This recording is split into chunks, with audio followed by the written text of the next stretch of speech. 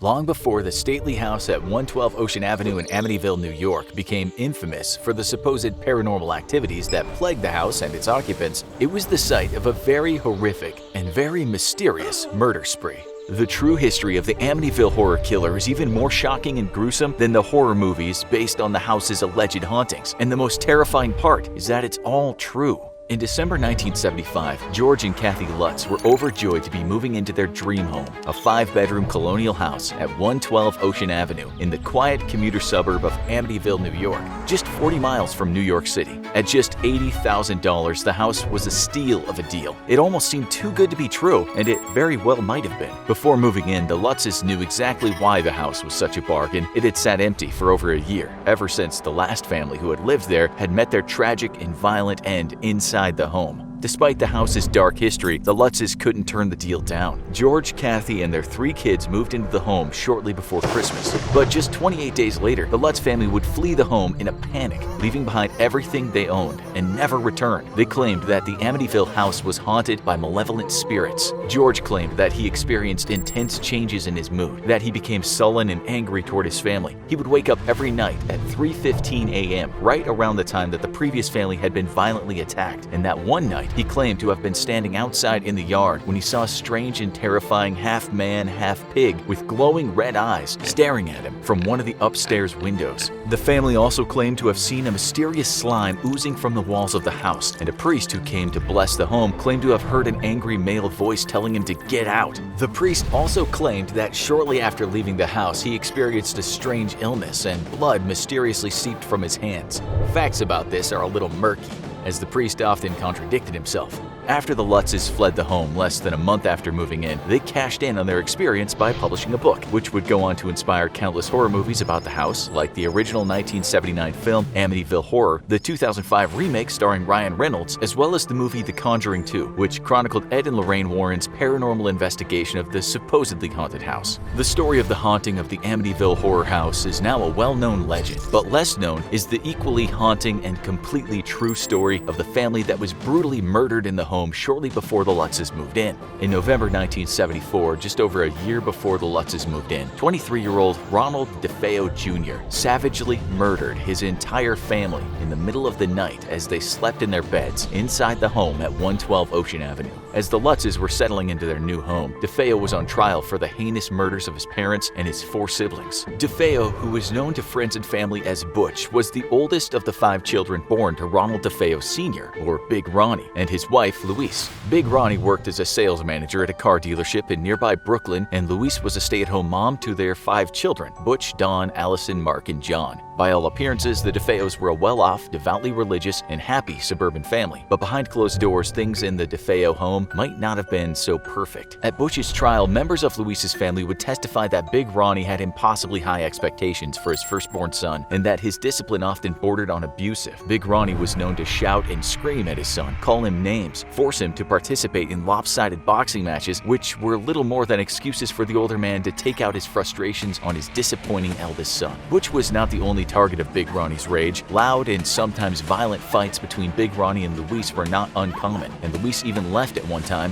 though she eventually returned. During one particularly bad fight between his parents, in a moment that foreshadowed his violent future, 18-year-old Butch pointed a loaded shotgun at his father and told him to leave that woman alone. After high school, Butch joined his father working at the car lot, but their relationship continued to be strained. Butch, who had been bullied all throughout school for being overweight, had discovered amphetamines, which helped him to shed pounds and also set him on a dark path. By the time of the murders, Butch had a reputation for drinking, drugs, and fighting, and his relationship with his father was more fraught than ever. Still, no one could have predicted just how dark a turn things would take next. On the night of November 13th, 1974, after a particularly bad fight between Butch and his father, an enraged Butch DeFeo entered his family home just after 3 a.m., carrying a .35 caliber lever-action hunting rifle. With just the faint light from the upstairs bathroom illuminating the stairs and hallway, Butch crept upstairs and entered his 43-year-old parents' bedroom, where they laid asleep and oblivious to the fate that awaited them. As his parents slept peacefully, Butch raised his rifle and shot each of them where they lay. Big Ronnie was critically injured but struggled to his feet and attempted to fight his attacker before Butch finished him off with another point-blank shot. He then turned to his mother Louise, who lay moaning in bed, wounded and bleeding, and ended her life with a second bullet. Not content to just rid himself of his abusive and overbearing parents, Butch next turned his attention to his younger siblings. Butch entered the room of his youngest brothers, 12-year-old Mark and 9-year-old John, where the two young boys must have been laying frozen in terror in their beds after hearing the commotion in their parents' rooms. After a recent football injury, Mark was only able to sleep on his back, but the killer ordered the two boys to lay face down on their beds before he shot each of them point blank in the back and left them to die.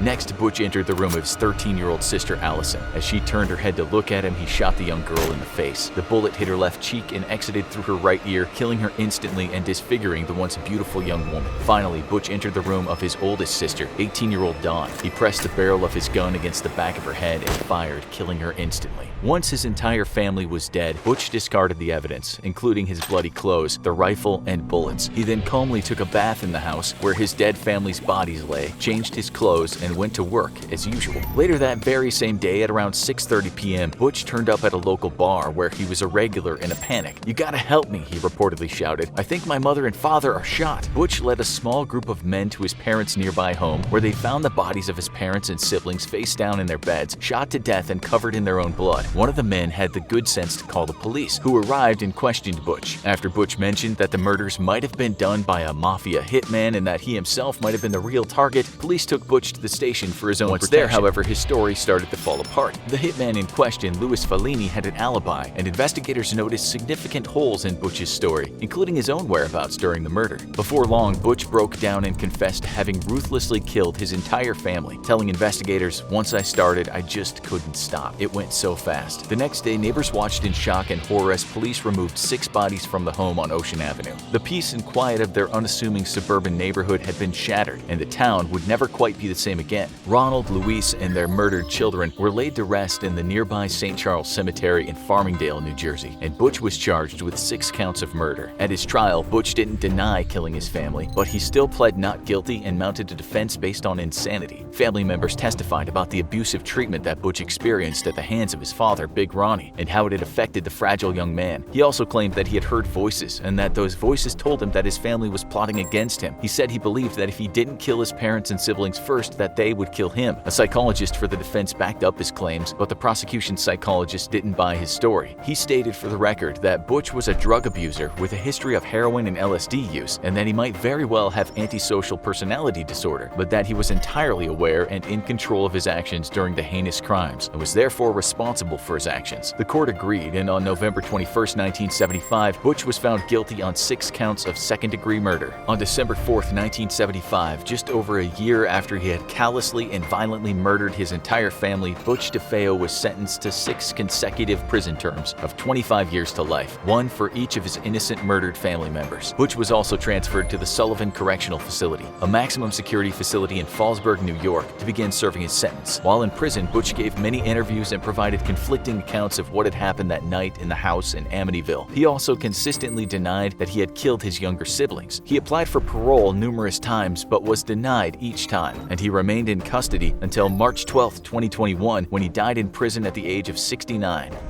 Despite Butch's arrest and conviction for the murders of his controversy still surrounds the case to this day. Many believe that there is much more to the story than what the court case shows, and countless conspiracy theories have formed in the years since the killings. From prison, Butch had sometimes claimed that his oldest sister Dawn was the one who killed their siblings before Butch killed her following an argument. At other times, he had seemed to hint that family mafia connections might be behind the slayings. Butch has also claimed that his lawyer pressured him into claiming insanity, and that the lawyer was in cahoots with the next owners of the home, the Lutz family, to try and sensationalize the story and drum up publicity to boost sales of books and movies about the crime and the supposed haunting of the house. There are some real mysteries surrounding the case too. For one thing, none of the family members made a run for it after hearing the first gunshot ring out in the silent house, lending credence to the theory that there were multiple gunmen, and none of the nearby neighbors reported hearing anything unusual that night. With all of the witnesses and now the alleged killer dead, it's unlikely that we'll ever know the full truth about what happened that night in the Amityville Horror House. For their part, locals are dismissive of the tales of hauntings and disdainful of the attention that the case and the resulting books and movies have created around their once quiet and peaceful town. The Amityville Horror House has sold 4 times since the murders, most recently in 2017 for $605,000, and not one of the home's owners have claimed to experience anything paranormal or unusual in the home since the Lutzes left. Whether or not the house at 112 Ocean Avenue is haunted, the true history of the Amityville Horror Killer is proof that a true horror story doesn't need to be paranormal. If you thought this video was fascinating, be sure and check out our other videos like this one called America's Worst Serial Killer, John Wayne Gacy, or perhaps you'll like this other video instead.